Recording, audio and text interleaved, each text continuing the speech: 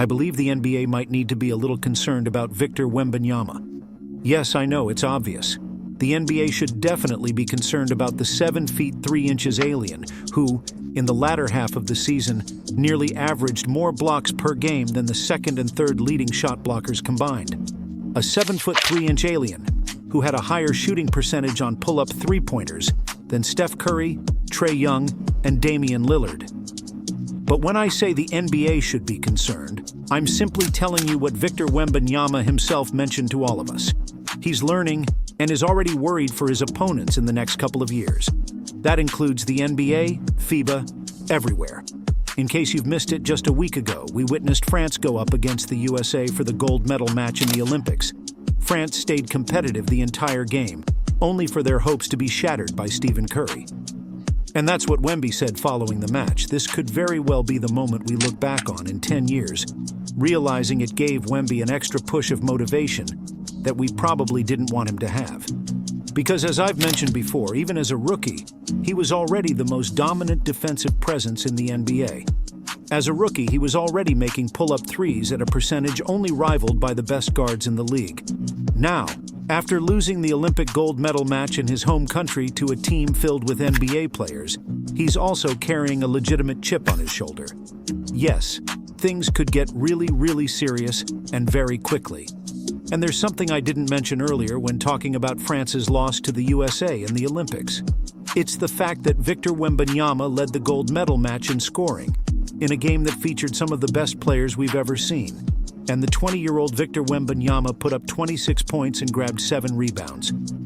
He was so challenging to guard in the first quarter that Steve Kerr had to bench Joel Embiid. While everyone loves to point out the struggles Wemby faces when guarding bigger guys like Joel, which is true, it also works both ways, Embiid seemed helpless trying to keep up with him on the perimeter.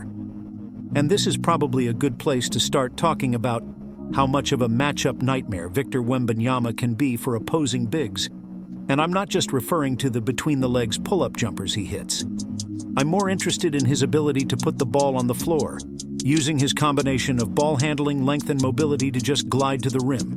This is what could make him unguardable for any center in the league. And for him to really put the NBA on high alert, this is the next step he needs to take. And we've already seen some serious signs of this just this season, even against a player like Nicholas Claxton. Look at Wemby when he's isolated on the perimeter. He crosses one way, then back the other way. And even though Claxton defends the move well, it's those strides combined with his length that allow him to turn a tough offensive possession into a layup. There's only one other player in the league who could turn this into a layup. That player is Giannis Antetokounmpo, so you can only imagine what he would do to centers who aren't as fluid as Claxton. Most people will focus on the ferocious dunk that Wemby threw down on that play, but I'm more interested in just how quick that first step was, using Trae Jones as a decoy to throw off Richards before bursting down the lane and throwing it down. Or in this play against Kessler, where the ball initially gets poked out, but that only gives him more space to attack. Backtracking, Kessler watched the in-and-out dribble before he throws it down. He makes it look like it's a Nerf hoop, and continuing to improve his handle and ability to take centers off the dribble, like in these plays, is what I want to see Wemby continue to focus on. Because having a handle as a 7-footer is one thing, but the potential for Victor as a driver is so high because you have to respect his jump shot, which gives him more opportunities to blow by defenders. And not only does he have a handle, but he also has legit speed and freakishly good mobility for someone his size. This allows him to attack angles at a speed that you rarely ever see from big men. Overall, I want to see him nail the basics over the next year or two. I know it's fun to talk about the freakish highlights, the dunks, the blocks, the crossovers, the pull-up threes. And trust me, I get it, because that's what I want to see as well.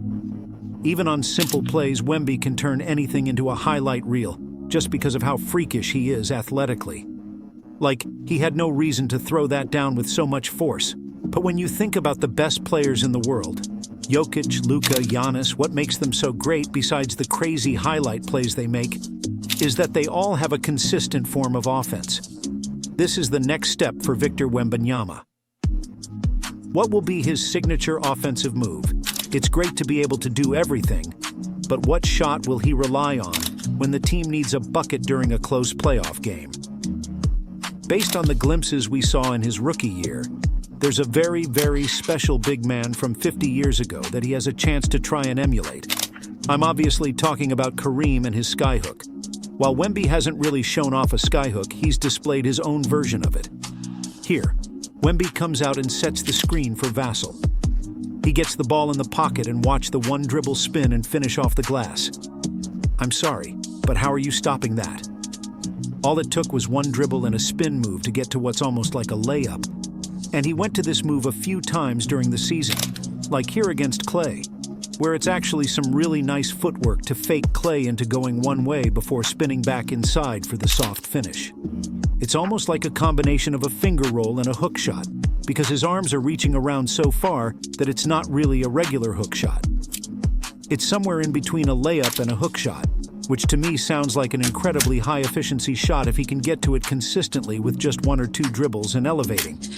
And just to prove this is the kind of shot and move that could work against any defender, how about this play against the four-time Defensive Player of the Year, Rudy Gobert, where he beats him on the baseline and adds that extra bit of elevation on the shot to avoid Rudy blocking it. Just imagine the potential for Wemby's game if he has a reliable hook shot and continues to improve as a driver. Because we already know he's getting 10 to 15 points a game off lobs and dunks on cuts, so you've got an easy 20 points a game from shots right near the rim, not even counting free throws. And then teams will have to worry about his three-point shooting, his mid-range game. Oh, and what makes Wemby such a great offensive prospect isn't just his scoring ability. In fact, the most underrated part of his entire game is his passing.